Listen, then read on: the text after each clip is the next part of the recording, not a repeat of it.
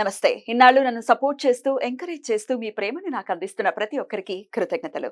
అలాగే ఈ వీడియో కూడా ఖచ్చితంగా మీకు ఉపయోగపడుతుంది. లైక్, షేర్ అండ్ సబ్స్క్రైబ్ చేసి మీ సపోర్ట్‌ని నాకు అందించండి. అలాగే ఈ వీడియో పట్ల మీకున్న అభిప్రాయాన్ని కామెంట్ సెక్షన్‌లో కామెంట్ చేసి తెలియజేయండి. ఇప్పుడు వీడియోని చూద్దాం. నమస్తే, వెల్కమ్ టు అవర్ ఛానల్. నేను పద్మిని. ప్రస్తుతంతో పాటు ప్రముఖ ఆధ్యాత్మికవేత్త, జ్యోతిష పండితులు, అమ్మవారి సేవకులు, దత్త గణపతి ఉపాసకులు మురళీధర శర్మ గారు మనతో పాటు ఉన్నారు. మాట్లాడదాం. నమస్కారం అండి. మహాదేవ శ్రీమాత్రే నమః. మురళి గారు, మాస ఫలాల్లో భాగంగా ఏప్రిల్ 9వ తారీఖు నుంచి మే 9వ తారీఖు వరకు కూడా ద్వాదశ రాశుల వాళ్ళకి ఎలా ఉందో ఒక్కసారి మీ ద్వారా తెలుసుకోవాలనుకుంటున్నామండి. తప్పకుండా అమ్మ.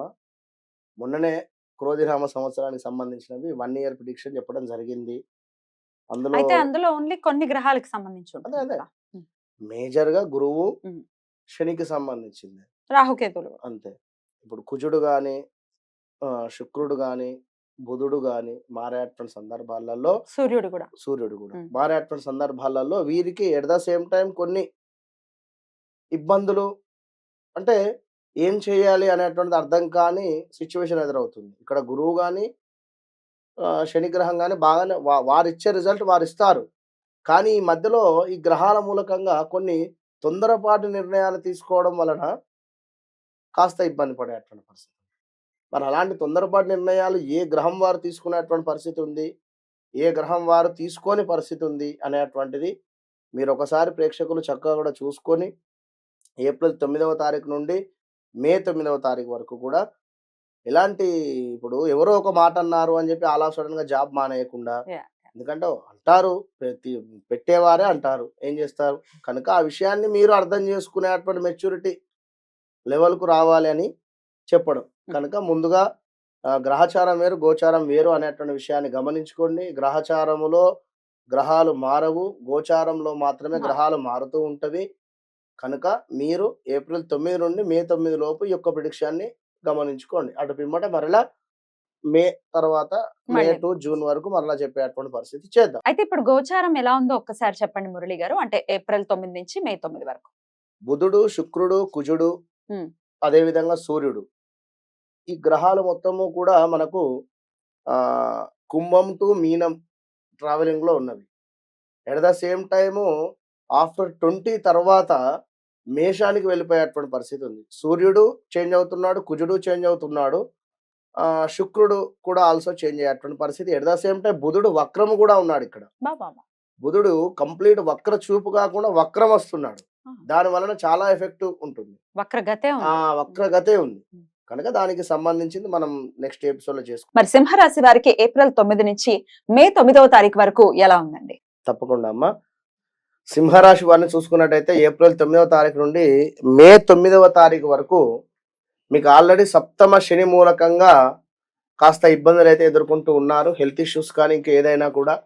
మరి ఇక్కడ గురువు కావచ్చును, కుజుడు కానీ, అదేవిధంగా బుధ, శుక్రులు, సూర్యుడు ఈ యొక్క వీళ్ళు ట్రావెల్ చేసేటువంటి సందర్భాలలో మరి మీకు ఏ విధమైనటువంటి ఫలితం ఉంది అనేటువంటి విషయాన్ని చూసుకుందాం.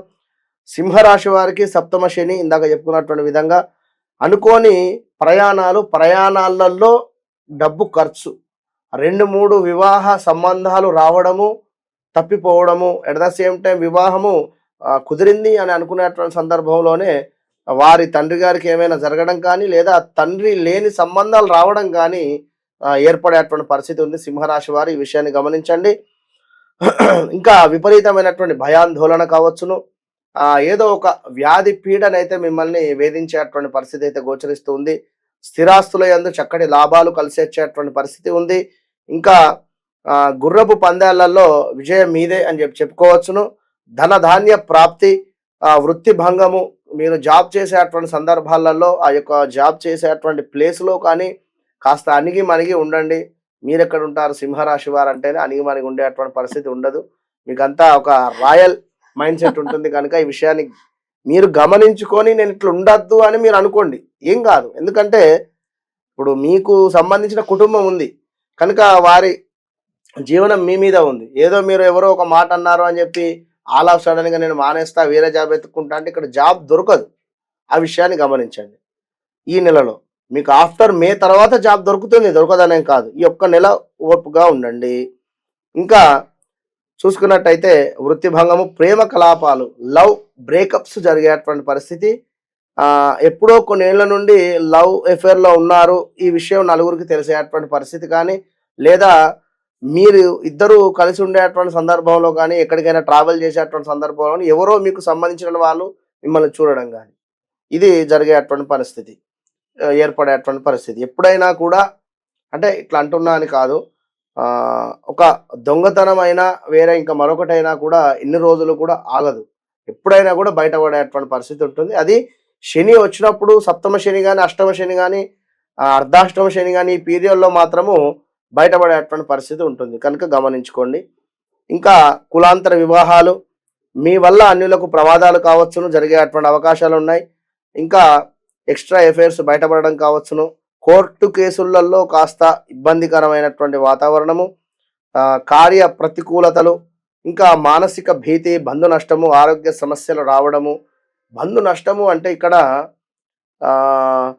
మీ కొత్త వివాహం అయింది, భార్యాభర్తలలోనే కలహాలు ఏర్పడము, కాస్త ఇబ్బంది ఏర్పడేటువంటి పరిస్థితి కానీ, లేదా మీ యొక్క రిలేటివ్స్తోనే, మీ యొక్క అత్తయ్యతో కానీ లేదా మామయ్యతో కానీ, పిల్లనిచ్చినటువంటి అత్త మామయ్యతో కానీ గొడవలు ఏర్పడేటువంటి పరిస్థితి, ఇలా ఉన్నవి గమనించుకోండి. భూమూలక ఇబ్బందులు, అదేవిధంగా మీ పై అధికారులతో కాస్త సమస్యలు, మీరు జాబ్ చేసేటువంటి పై అధికారులతో కాస్త సమస్యలు వచ్చేటువంటి పరిస్థితి. ఇంకా నిల్వధనము, ఖర్చు, ఏదో కొంత అమౌంట్ మీరు దాచుకున్నట్టయితే అందులో నుండి ఖర్చు అయ్యేటువంటి పరిస్థితి గోచరిస్తుంది. ఏదో ఒక రకంగా ఒక టెన్షన్ వాతావరణం అయితే ఉండేటువంటి పరిస్థితి. తండ్రి తరపు ఆస్తి లావాదేవీలు జరిగేటువంటి సందర్భాలలో మీకు చక్కటి న్యాయం జరిగేటువంటి పరిస్థితి. శ్వాసకోశ ఇబ్బందులు కావచ్చును, అదేవిధంగా రుణ బాధలు ఇబ్బంది పెట్టేటువంటి పరిస్థితి. సింహరాశి వారు ఎప్పుడూ కూడా మీరు అప్పు చేయకండి. సింహరాశి వారు అప్పు చేయకుండా ఏదో రకంగా కష్టపడండి, మీరు కష్టపడి పని చేసుకోండి. అప్పు చేసినట్టయితే తీర్చడం చాలా ఇబ్బంది అవుతుంది అనేటువంటి విషయాన్ని గమనించుకోండి. నిల్వధనము, ఖర్చు, ఆస్తి లావాదేవీలు, అదేవిధంగా రుణ బాధలు అయితే గోచరిస్తున్నవి. మీరు ఉంటున్న ప్రదేశాలలో కాస్త అగౌరవం ఏర్పడేటువంటి పరిస్థితి అయితే గోచరిస్తూ ఉంది. ఏదైతే మీకు ఎలాంటి అవకాశాలు అయితే వస్తున్నాయో అలా అవకాశాలన్నీ కూడా చక్కగా కూడా సద్వినియోగం చేసుకొని ముందుకు వెళ్ళండి. సంతానం కాని వారికి కాస్త సంతానం ఇబ్బందులు అయితే ఉన్నవి. వివాహం కాని వారికి వివాహం జరిగేటువంటి పరిస్థితి. ఉద్యోగంలో ఉండేటువంటి వారు కాస్త ఈ యొక్క నెలలో ఉండండి అణిగి మణిగి. మీరు ఖచ్చితంగా కూడా సూర్యునికి అర్ఘ్యం విడిచిపెట్టండి. ప్రతిరోజు ఉదయం 6 గంటల తర్వాత స్నానం చేసి చక్కగా కూడా సూర్య భగవానునికి అర్ఘ్యం విడిచిపెట్టండి. అదేవిధంగా గురువుకు కూడా ప్రతి గురువారము ప్రదక్షిణ చేసి దీపారాధన చేయండి. ఏదో మీకు తోచినటువంటి దానాన్ని అక్కడ బ్రాహ్మణులకు దానం చేసి మీరు వెళ్ళిపోతూ ఉండండి, మంచి ఫలితం ఉంటుంది. ఆల్ ద బెస్ట్ సింహరాశి వారికి. చాలా చక్కగా వివరించారు. ఇక నెక్స్ట్ ఎపిసోడ్ లో కన్యా రాశి గురించి మాట్లాడుకుందాం. థ్యాంక్ యూ సో మచ్ అండి. నమస్తే. మహాదేవ్.